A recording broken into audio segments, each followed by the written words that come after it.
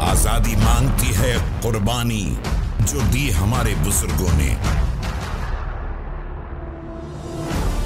अस्सलाम वालेकुम दोस्तों, तो लास्ट वीडियो में हमने बात की थी कि किस तरह लुइस माउंटबेटन ने इंडियन कल्चर्स को समझने के लिए और इंडियन पॉलिटिकल लीडर्स को समझने के लिए उनके साथ मीटिंग्स अरेंज की।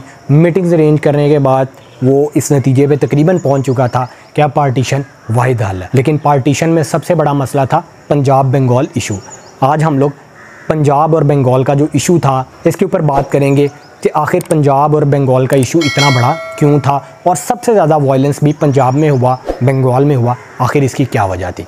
तो आइए शुरू करते हैं आज की वीडियो। तो पंजाब बंगाल इशू तब रेज़ हुआ जब पार्टीशन की बात हुई, क्योंकि मोहम्मद अली जिन्ना चाहते थे कि पंजाब और बंगाल दोनों सूबे पाकिस्तान को मिले डिस्पाइट इट्स हिंदू मेजॉरिटी। लेकिन लुइस माउंटबेटन कायद-ए-आज़म की ये डिमांड मानने के लिए हरगिज़ तैयार नहीं थे, क्योंकि वो चाहते थे कि जिस तरह पार्टीशन हो रही है इसमें पंजाब और बंगाल को भी उसी तरह ही डिवाइड होना पड़ेगा। जब लुइस माउंटबेटन ने पंजाब और बंगाल को डिवाइड करने की बात की, कायद-ए-आज़म ने कहा कि अगर पंजाब और बंगाल डिवाइड हो जाते हैं तो फिर पाकिस्तान एक मौत ईटन का मतलब है कि एक बड़ी डिप्लेटेड, एक बड़ी वीक स्टेट हो जाएगी।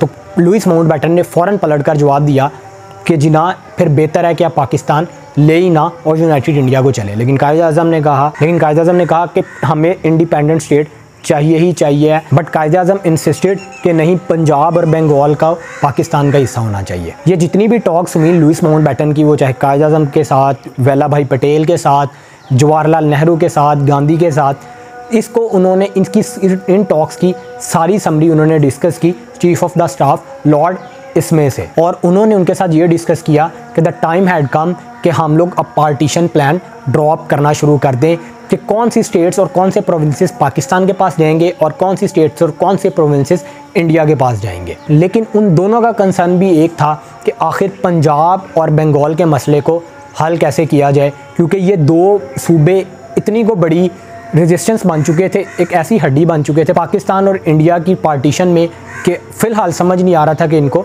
कहाँ पे भेजा जाए। और अगर स्पेसिफिकली पंजाब की बात की जाए तो पंजाब की डिवीज़न भी बहुत ज़्यादा सर खपा देने वाली चीज़ थी, क्योंकि अगर पंजाब में देखा जाए तो तकरीबन हर मज़हब के लोग रह रहे थे। वहाँ पे सिख भी थे, वहाँ पे हिंदू भी थे, वहाँ पे क्रिश्चियन भी थे, एंग्लो इंडियंस भी थे।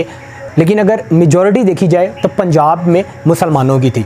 मुसलमान वहाँ पे 16 मिलियन के करीब थे, हिंदू वहाँ पे 15 मिलियन के करीब थे और सिख तकरीबन 5 मिलियन के करीब थे। लेकिन अगर स्पेसिफिकली पंजाब की बात की जाए तो पंजाब इंडिया का रिचेस्ट प्रोविंस माना जाता था, क्योंकि पंजाब में ब्रिटिश राज में सबसे ज़्यादा डेवलपमेंट हुई। पंजाब में इरिगेशन डिपार्टमेंट हो जाए, वहाँ पे कैनाल्स हो जाए, वहाँ पे रेलवे का स्ट्रक्चर हो जाए, वहाँ पे तकरीबन दुनिया की हर सहूलत मौजूद थी। और ब्रिटिश को ये पता था कि अगर पंजाब डिवाइड हो गया तो सिखों की जो होली प्लेसेस हैं, जिसमें उनका गुरुद्वारा साहब है, वो पाकिस्तान में रह जाएगी और ये सिख कभी भी कबूल नहीं करेंगे। इसी तरह बंगाल की डिवीज़न भी एक बहुत बड़ी ट्रेजेडी थी।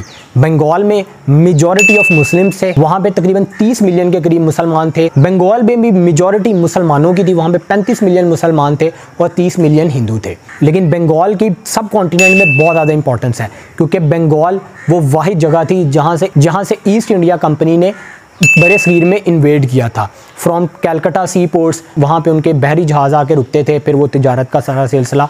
तो बंगाल की एक बहुत ज़्यादा इंपॉर्टेंस थी। और जिस तरह की डिवीज़न प्लान हो रही थी उसके मुताबिक कैलकाटा, जो कि जिसके पास सबसे ज़्यादा सी पोर्ट्स थी, वो इंडिया में एंड कर रहा था। और बंगाल में अगर देखा जाए तो सबसे ज़्यादा डेवलपमेंट हुई ही कैलकाटा में थी। तो लुइस माउंटबेटन को समझ नहीं आ रहा था, एक तरफ पंजाब और एक तरफ बंगाल, कि आखिर इनको डिवाइड किया कैसे जाए, इनकी पार्टीशन कैसे की जाए। इस मसले को सॉल्व करने के लिए लुइस माउंटबेटन ने फिर से एक मीटिंग बुलाई और इस मीटिंग में लुइस माउंटबेटन ने तकरीबन 24 जो मोस्ट एक्सपीरियंस्ड ऑफिसर्स थे ब्रिटिश राज के, उनको इनवाइट किया। उसमें से जो 8 लोग थे उन्होंने लुइस माउंटबेटन को बहुत ही डेंजरस रिपोर्ट्स दी और इवन वर्स रिपोर्ट्स दी वहाँ पे पंजाब, बंगाल और NWFP northern western frontier province, जो अब खैबर पख्तूनख्वा कहलाता है, उनके गवर्नर्स ने उन्होंने कहा कि भाई हालात जो हैं वो आउट ऑफ कंट्रोल हो चुके हैं, we are heading towards a civil war. उसके बाद लुइस माउंटबेटन ने ये फैसला किया कि वो NWFP और पंजाब का विजिट खुद करेंगे। और वो जब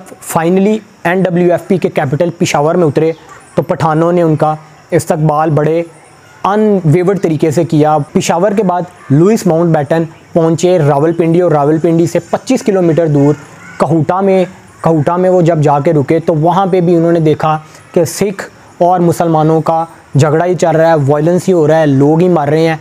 उसके बाद दोनों सूबों के बड़े शहरों में ये नज़ारे देख के लुइस माउंटबेटन इस फैसले पे पहुंच गए थे कि इंडिपेंडेंस यानी कि partition is the only solution to prevent from all this chaos. और इस विज़िट के बाद लुइस माउंटबेटन को ये रियलाइज़ हो गया था कि why Mohammad Ali Jinnah is emphasizing for a separate homeland, और वो ये क्यों कह रहे हैं कि इसको हम लोगों को इम्पोर्टेंस देने की ज़रूरत है, हमें स्पीड की ज़रूरत है to resolve the issue of India. लेकिन महात्मा गांधी अभी भी अपने मौक़िफ़ पे डटे हुए थे और वो इंडिया को यूनाइटेड रखने के लिए हर मुमकिन कोशिश कर रहे थे।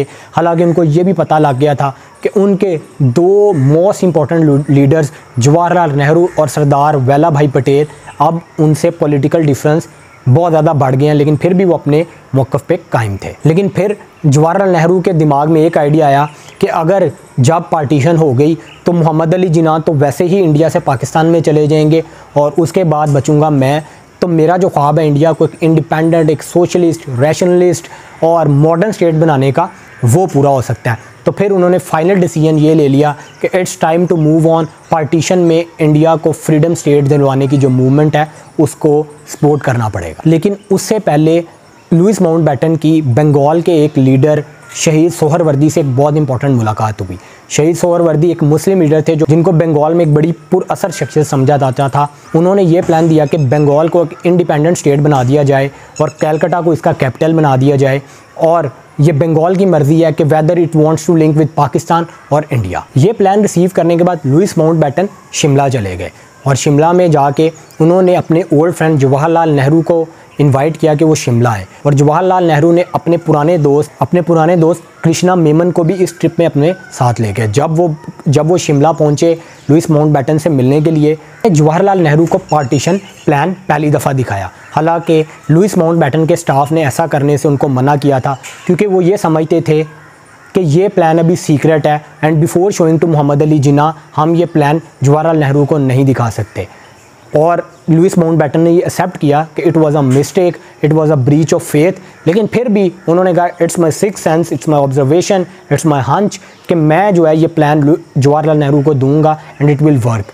उन्होंने ये प्लान जवाहरलाल नेहरू को हैंड ओवर किया और उनको कहा कि आप इस प्लान को अपने बेडरूम में जाके स्टडी करें। जब ये प्लान जवाहरलाल नेहरू ने पढ़ा तो वो पढ़ के फ्राइटेंड हो गए, हॉरिफाइड हो गए, डर गए, खौफजदा हो गए और फ़ौरन वो कृष्णा मेमन के कमरे में गए and he shouted it's all over, सब ख़त्म हो गया। लुइस माउंटबेटन ने जब ये रिएक्शन देखा अपने दोस्त का तो वो ये जान गए थे कि something is seriously wrong. Jawaharlal Nehru ये प्लान देख के इसलिए चीखे थे क्योंकि वो तो बस ये समझ रहे थे कि जो इंडिया है वो बस दो स्टेट्स में डिवाइड होगा, पाकिस्तान और एक इंडिया। लेकिन वो ये पार्टीशन प्लान देख के हैरान हो गए कि इंडिया तो डजन्स ऑफ पीसेस में डिवाइड हो रहा है और उसके अलावा जो कश्मीर, हैदराबाद और दूसरी स्टेट्स हैं वो भी इंडिया की ग्रिप से लूज़ हो रही थी। जवाहरलाल नेहरू ने ये प्लान पढ़ने के बाद फ़ौरन रिजेक्ट कर दिया और उन्होंने लुइस माउंटबेटन को कहा ये प्लान तभी एक्सेप्ट होगा कि इसमें जितने भी लूप होल्स हैं उनको क्लोज़ किया जाए, फिर ही कांग्रेस पार्टी इसको एक्सेप्ट करेगी।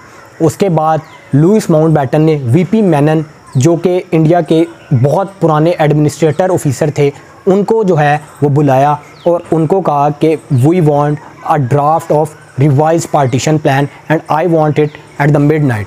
बस 6 घंटे के अंदर ये सारा जो पार्टीशन प्लान था इसको रिवाइज़ करके लुइस माउंटबेटन के सामने पेश करना था। ये प्लान तो बन गया, इसके बाद कहानी किस तरफ गई इंशाल्लाह नेक्स्ट वीडियो में इस पर बात करेंगे। Till then take care.